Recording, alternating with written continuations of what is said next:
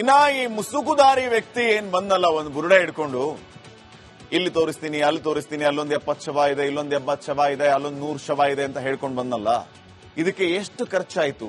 ಈತ ಜಾಗ ತೋರಿಸಿದ ಕಡೆ ಎಲ್ಲ ಅಗಿಯುವಂತ ಕೆಲಸ SIT ಇಂದ ಆಯ್ತು. ಹಿಟಾಚಿ ಮೇಲೆ ಹಿಟಾಚಿ ಬರೋದು, ರಡಾರ್ ಬರೋದು, ಮತ್ತೊಂದು ಮಗದೊಂದು, ಇದೆಲ್ಲದಕ್ಕೂ ಎಷ್ಟು ಖರ್ಚಾಗಿದೆ ಗೊತ್ತಾ ವೀಕ್ಷಕರೇ? ಇದನ್ನ ನೀವು ಮಿಸ್ ಮಾಡದೆ ನೋಡಿ. 14 ದಿನ ಉತ್ಖನನ ಕಾರ್ಯ ನಡೆಸಿದ್ದು, 14 ದಿನ ವಿಶೇಷ ತನಿಖಾ ತಂಡ SIT ಅವರು. ಒಂದು ದಿನಕ್ಕೆ ಅಂದಾಜು 4 ರಿಂದ 5 ಲಕ್ಷ ಖರ್ಚಾಗಿದೆ ವೀಕ್ಷಕರೇ. ಎಷ್ಟು? 4 ರಿಂದ 5 ಲಕ್ಷ. ಊಟ ತಿಂಡಿ ಲಾಡ್ಜ್ ವೆಚ್ಚ ಅಂತ ದಿನಕ್ಕೆ 10,000 ರೂಪಾಯಿ ಖರ್ಚಾಗಿದೆ.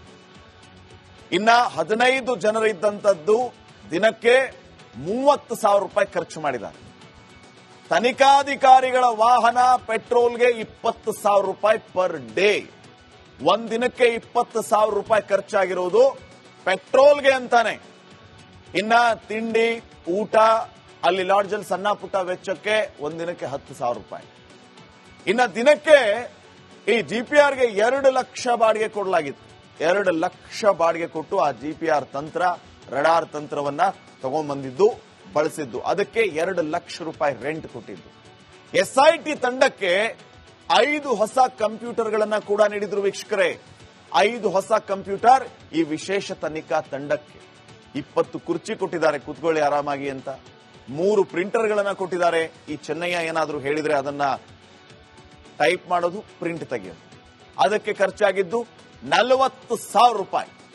ಇನ್ನ ತಾತ್ಕಾಲಿಕವಾಗಿ ಅಲ್ಲಲ್ಲಿ ಟೆಂಟ್ಗಳನ್ನ ಹಾಕ್ತಿದ್ರಲ್ಲ, ಈ ಮಹಾನ್ ಭಾವ ತೋರಿಸಿದ್ನಲ್ಲ, 13A 11A 1 2 3 4 17ರವರೆಗೂ ಅಲ್ಲಲ್ಲಿ ಟೆಂಟ್ಗಳನ್ನ ಹಾಕಿದ್ರಲ್ಲ, ಪರ್ ಡೇ ಖರ್ಚಾಗಿದ್ದು 3 ರಿಂದ 4,000 ರೂಪಾಯಿ.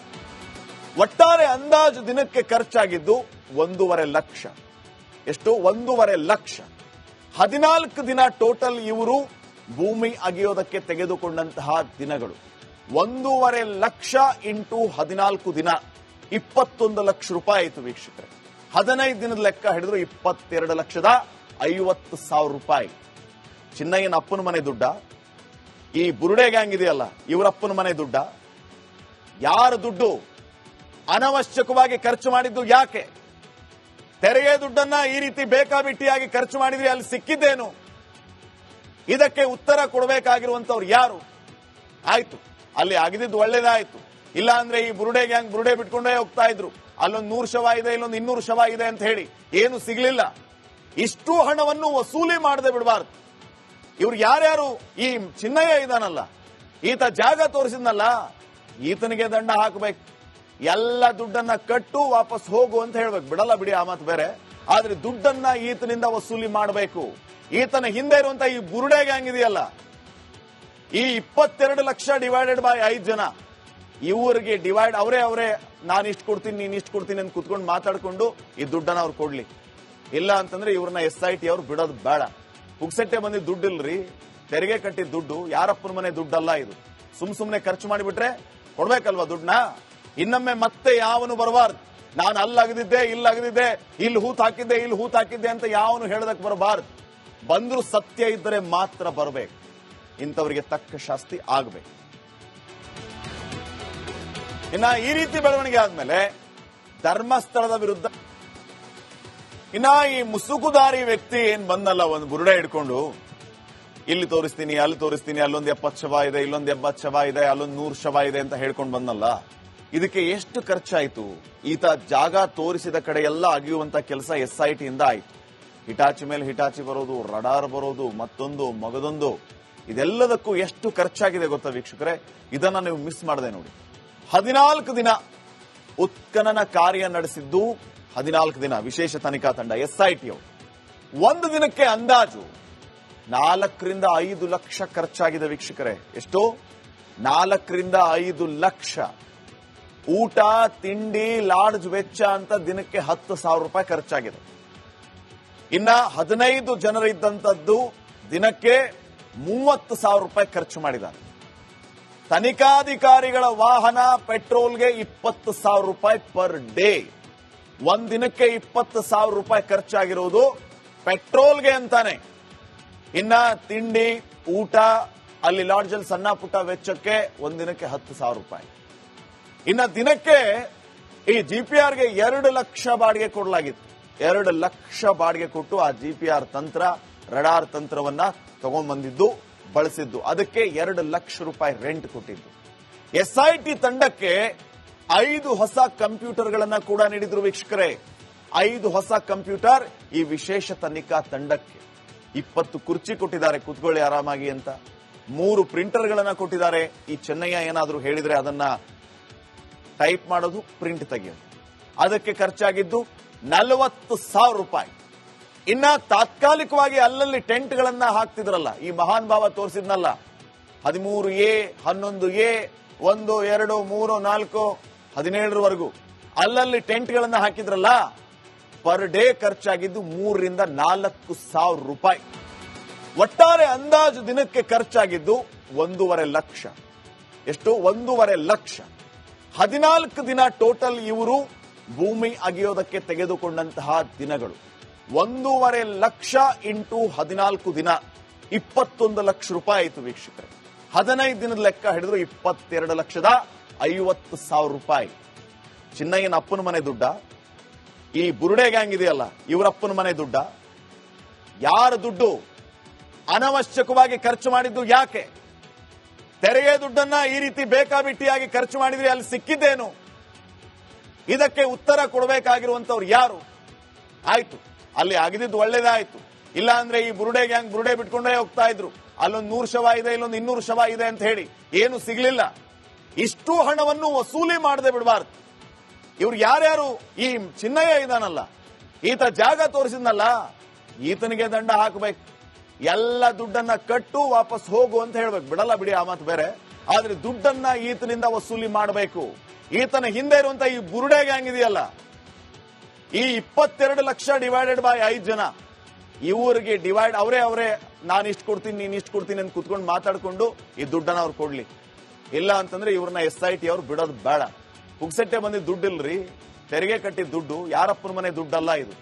ಸುಮ್ನೆ ಖರ್ಚು ಮಾಡಿಬಿಟ್ರೆ ಕೊಡ್ಬೇಕಲ್ವಾ ದುಡ್ಡನ್ನ? ಇನ್ನೊಮ್ಮೆ ಮತ್ತೆ ಯಾವನು ಬರಬಾರ್ದು. ನಾನು ಅಲ್ಲಗದಿದ್ದೆ, ಇಲ್ಲಗದಿದ್ದೆ, ಇಲ್ಲಿ ಹೂತ್ ಹಾಕಿದ್ದೆ, ಇಲ್ಲಿ ಹೂತ್ ಹಾಕಿದ್ದೆ ಅಂತ ಯಾವನು ಹೇಳದಕ್ಕೆ ಬರಬಾರ್ದು. ಬಂದ್ರು ಸತ್ಯ ಇದ್ದರೆ ಮಾತ್ರ ಬರಬೇಕು. ಇಂಥವರಿಗೆ ತಕ್ಕ ಶಾಸ್ತಿ ಆಗಬೇಕು. ಇನ್ನ ಈ ರೀತಿ ಬೆಳವಣಿಗೆ ಆದ್ಮೇಲೆ ಧರ್ಮಸ್ಥಳದ ವಿರುದ್ಧ ಇನ್ನ ಈ ಮುಸುಕುದಾರಿ ವ್ಯಕ್ತಿ ಏನ್ ಬಂದಲ್ಲ, ಒಂದು ಬುರುಡೆ ಹಿಡ್ಕೊಂಡು ಇಲ್ಲಿ ತೋರಿಸ್ತೀನಿ, ಅಲ್ಲಿ ತೋರಿಸ್ತೀನಿ, ಅಲ್ಲೊಂದು 70 ಶವ ಇದೆ, ಇಲ್ಲೊಂದು 80 ಶವ ಇದೆ, ಅಲ್ಲೊಂದು 100 ಶವ ಇದೆ ಅಂತ ಹೇಳ್ಕೊಂಡು ಬಂದಲ್ಲ, ಇದಕ್ಕೆ ಎಷ್ಟು ಖರ್ಚಾಯ್ತು? ಈತ ಜಾಗ ತೋರಿಸಿದ ಕಡೆ ಎಲ್ಲ ಅಗಿಯುವಂತ ಕೆಲಸ SIT ಇಂದ ಆಯ್ತು. ಹಿಟಾಚಿ ಮೇಲೆ ಹಿಟಾಚಿ ಬರೋದು, ರಡಾರ್ ಬರೋದು, ಮತ್ತೊಂದು ಮಗದೊಂದು, ಇದೆಲ್ಲದಕ್ಕೂ ಎಷ್ಟು ಖರ್ಚಾಗಿದೆ ಗೊತ್ತಾ ವೀಕ್ಷಕರೇ? ಇದನ್ನ ನೀವು ಮಿಸ್ ಮಾಡದೆ ನೋಡಿ. 14 ದಿನ ಉತ್ಖನನ ಕಾರ್ಯ ನಡೆಸಿದ್ದು, 14 ದಿನ ವಿಶೇಷ ತನಿಖಾ ತಂಡ SIT ಅವರು.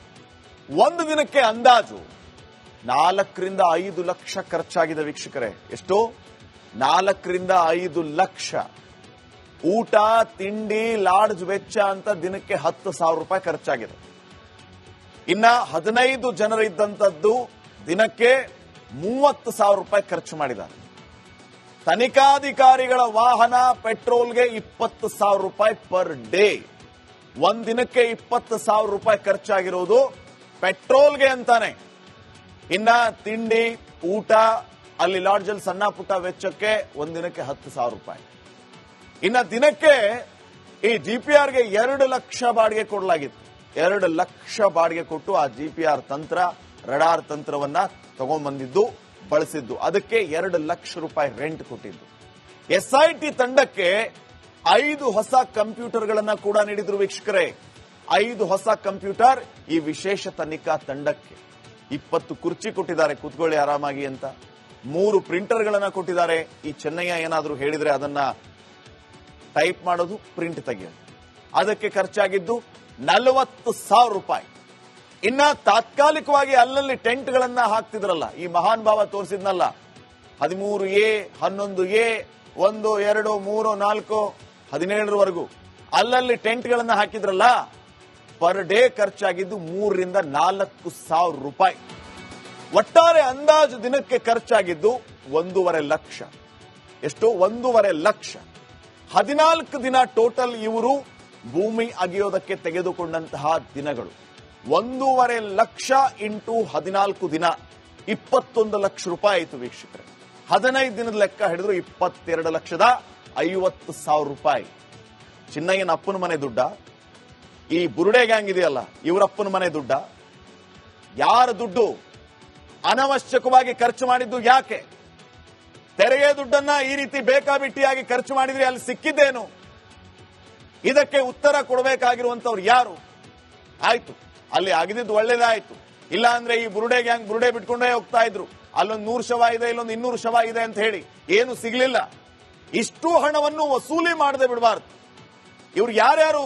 ಈ ಚಿನ್ನಯ್ಯ ಇದಾನಲ್ಲ, ಈತ ಜಾಗ ತೋರಿಸಿದ್ನಲ್ಲ, ಈತನಿಗೆ ದಂಡ ಹಾಕಬೇಕು. ಎಲ್ಲ ದುಡ್ಡನ್ನ ಕಟ್ಟು ವಾಪಸ್ ಹೋಗು ಅಂತ ಹೇಳ್ಬೇಕು. ಬಿಡಲ್ಲ ಬಿಡಿ, ಆ ಮಾತು ಬೇರೆ. ಆದ್ರೆ ದುಡ್ಡನ್ನ ಈತನಿಂದ ವಸೂಲಿ ಮಾಡಬೇಕು. ಈತನ ಹಿಂದೆ ಇರುವಂತ ಈ ಬುರುಡೆ ಗ್ಯಾಂಗ್ ಇದೆಯಲ್ಲ, ಈ 22 ಲಕ್ಷ ಡಿವೈಡೆಡ್ ಬೈ 5 ಜನ, ಇವರಿಗೆ ಡಿವೈಡ್ ಅವರೇ ನಾನು ಇಷ್ಟು ಕೊಡ್ತೀನಿ ನೀನ್ ಇಷ್ಟು ಕೊಡ್ತೀನಿ ಅಂತ ಕುತ್ಕೊಂಡು ಮಾತಾಡ್ಕೊಂಡು ಈ ದುಡ್ಡನ್ನ ಅವ್ರು ಕೊಡ್ಲಿ. ಇಲ್ಲ ಅಂತಂದ್ರೆ ಇವ್ರನ್ನ SIT ಅವ್ರು ಬಿಡೋದು ಬೇಡ. ಪುಕ್ಸಟ್ಟೆ ಬಂದಿದ್ದು ದುಡ್ಡು ಇಲ್ರಿ, ತೆರಿಗೆ ಕಟ್ಟಿದ ದುಡ್ಡು, ಯಾರಪ್ಪನ ಮನೆ ದುಡ್ಡಲ್ಲ ಇದು. ಸುಮ್ನೆ ಖರ್ಚು ಮಾಡಿಬಿಟ್ರೆ ಕೊಡ್ಬೇಕಲ್ವಾ ದುಡ್ಡನ್ನ? ಇನ್ನೊಮ್ಮೆ ಮತ್ತೆ ಯಾವನು ಬರಬಾರ್ದು. ನಾನು ಅಲ್ಲಾಗದಿದ್ದೆ, ಇಲ್ಲಾಗದಿದ್ದೆ, ಇಲ್ಲಿ ಹೂತ್ ಹಾಕಿದ್ದೆ, ಇಲ್ಲಿ ಹೂತ್ ಹಾಕಿದ್ದೆ ಅಂತ ಯಾವನು ಹೇಳದಕ್ಕೆ ಬರಬಾರ್ದು. ಬಂದ್ರು ಸತ್ಯ ಇದ್ದರೆ ಮಾತ್ರ ಬರಬೇಕು. ಇಂಥವರಿಗೆ ತಕ್ಕ ಶಾಸ್ತಿ ಆಗಬೇಕು. ಇನ್ನ ಈ ರೀತಿ ಬೆಳವಣಿಗೆ ಆದ್ಮೇಲೆ ಧರ್ಮಸ್ಥಳದ ವಿರುದ್ಧ